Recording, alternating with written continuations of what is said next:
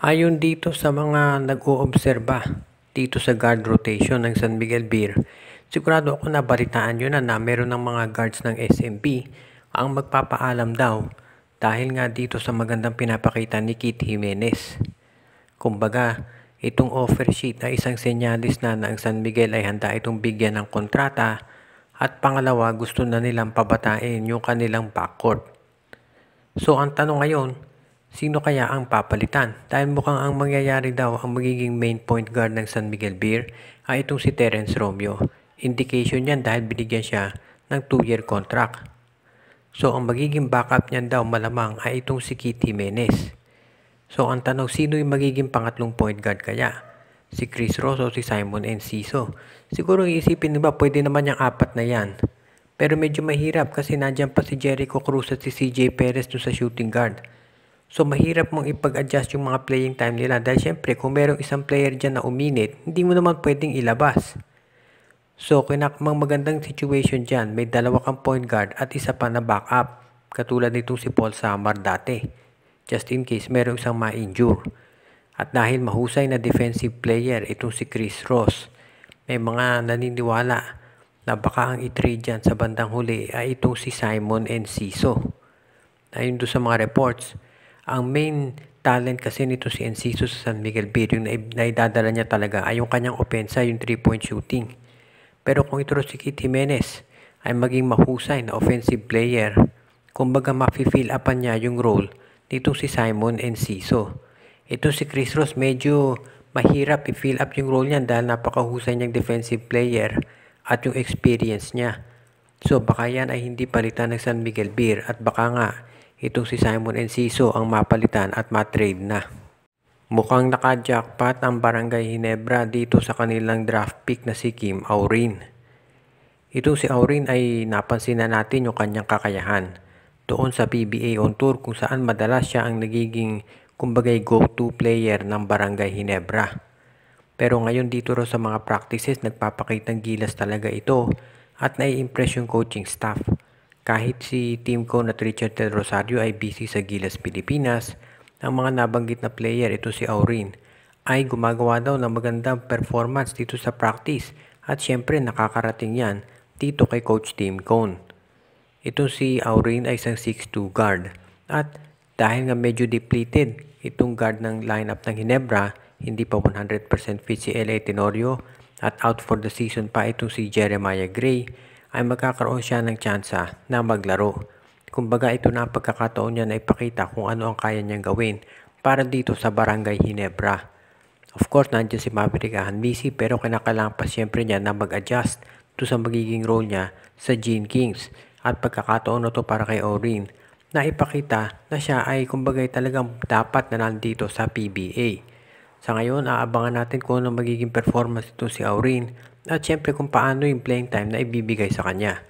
Marami nagsasabi na hindi nagbibigay ng playing time si Coach Tim ko sa mga rookies, pero tignan natin dahil kung maganda ang papakita nito sa practice, ay maganda siguro na bigyan siya ng chance ni Coach Tim at lalo na ngayon nakulang nga yung kanilang guard rotation. So nakikim Aurin na yan kung paano niya i-handle yung expectation sa kanya ng mga tao.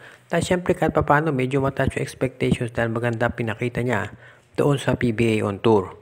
So sa ngayon kung maganda papakita ni Aurin sa practice at mata-translate niya yan doon sa actual PBA games, may magiging magandang addition siya dito sa rotation ng Ginebra sa Commissioner's Cup. Mukhang dumarami yung mga teams na interesado na makuha itong si Ken Taffin na nasa Phoenix Fuel Masters ngayon.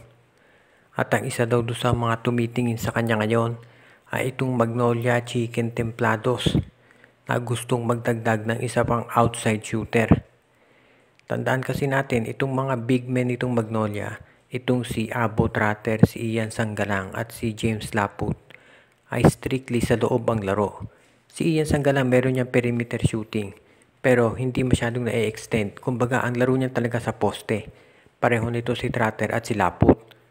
So kung sila ay mado-double team, kinakailangan ng Magnolia ng merong mga outside scorers na pwedeng ma-rely upon para lumubag yung operasyon ng mga big men nila sa loob.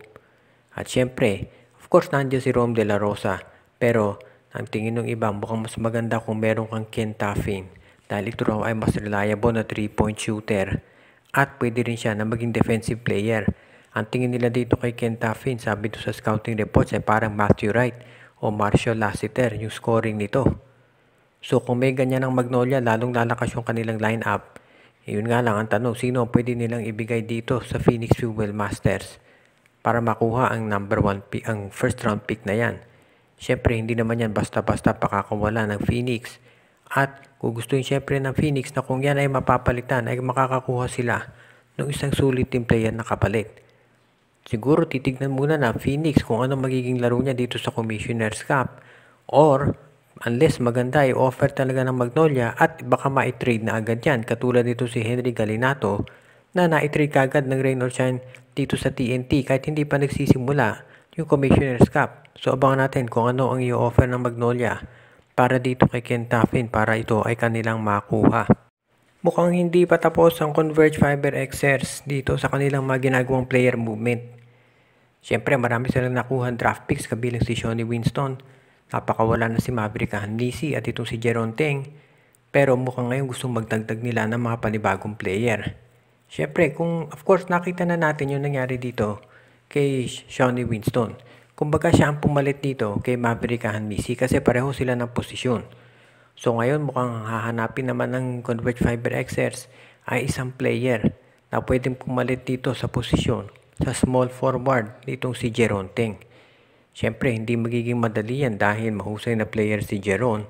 Pero ngayon kinakailangan siguro nitong Converge Fiber Xers na tumingin sa trade para makahanap sila ng player na pwedeng ipalit dito sa posisyon ni Jeron Teng. So abangan natin kung ano magiging moves ng Converge bago mag-umpisa itong Commissioner's Cup. At huwag na tayong magulat kung meron na naman silang gawin na trade transactions na ikagugulat ng karamihan. Happy birthday kay Albert Andres mula kay Brian Andres. At shout out kay Lorenzo Castillo, Jude Cordova, Admond de Guzman, Edia Garcia, Ronald Barbosidad, Jaman Andes family, Rico Olarte, kay Nigel, Charlotte, Mike at Jivon Soriano at Alexa Victorino, Renato, Marcia, Renren, Junjun, Linlin, at Enday Dineros, Jonel Alagon at Celino Valles family, Roman at Red Steven Agustin, RG Bueno at Dalina family, Joshua Giray, Espejo at Rosales family, Katsakino Dukusin, Toto Mamon, Rosemary Ginelo, Margo at Gabriel Uteyang, Myron Almosa at Balyete family, Chocoy San Pedro, Jordan at John Redding Maranta at Sid Maria, John Mark Cantos, binabati din natin si Reden, Elena, Laila at Bonbon Lansang, Donel Santiago, Judy, Edwina, Shaina, Carl, Jaira at Jonah Villarosa, Jason Mendoza, Jude Cordova, Dexter Domer, Ireneo Salangsang, Enju, si Edwin Carmona Jr., Joseph Pineda, Dionisio Mercado, Oji Len, Gio at Gia Santillana at Tagle family, Carlito Bolima, Dionisio Mercado, Anthony Alon family, at ang iba pa nating mga tagapakinig.